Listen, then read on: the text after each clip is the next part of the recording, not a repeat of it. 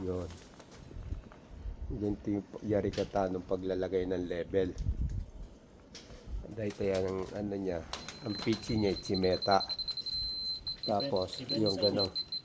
Yun yung yari kata. Nakapatong dapat pala yung tape sa ilalim ng level para mabilis papayputin mo na lang. Parang electrician.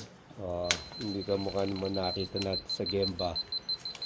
Minamarkiran nila tsaka tinitipan. Doble trabaho. Pesos na Yun yung binabayaran na technique. Yung paglilibel. Imbis na markeran mo, sunuman mo na lagyan ng tape, isang trabaho lang.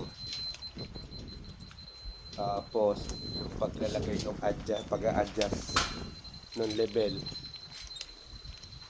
dapat inaawas pala ng lisensi para sa yung takasan ng tape. Kaya, tingnan mo to kasabi ko sa inyo, itong Shuking Hokyo, nung nakaraan di ba explain ko?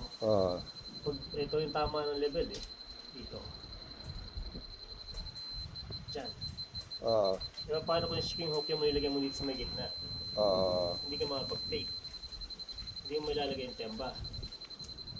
So, pinakamaganda mga ganito ito, yan. Ito yung distansya mo mula sa baba.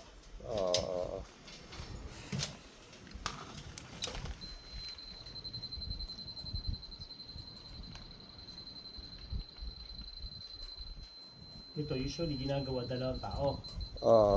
Pero isang tagahawak. Pero isang tagahawak doon. Jako ni jika kakarusan. Sasabihin mo, mamudbabab. Kaya narinig naman ko nag-P, sa kanya hinihintay. Pero kung kaya ng isang tao, mas mabilis siguro dahil alam niya kung saan siya. Hindi mo nasasabihin. Hindi na okay. Sasabihin, yung nagtitime, nakahintay na ganyan niya. Okay, ba?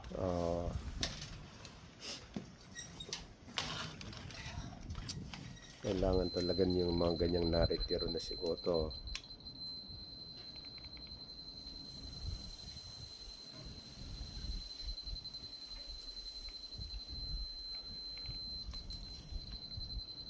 Yan yung tamang paglalagay ng tape. Nakasabay na. Actually, meron din naman yung patching na tinatawag. Gagano mo lang kung tape. Meron, di ba?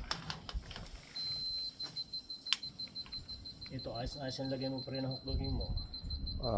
Daitay lang yan Kasi hindi siya tatamaan ng tape. Yan, paglalagay ng hokyo, daitay sa ibaba mga gocho guray. Para hindi siya tamaan ng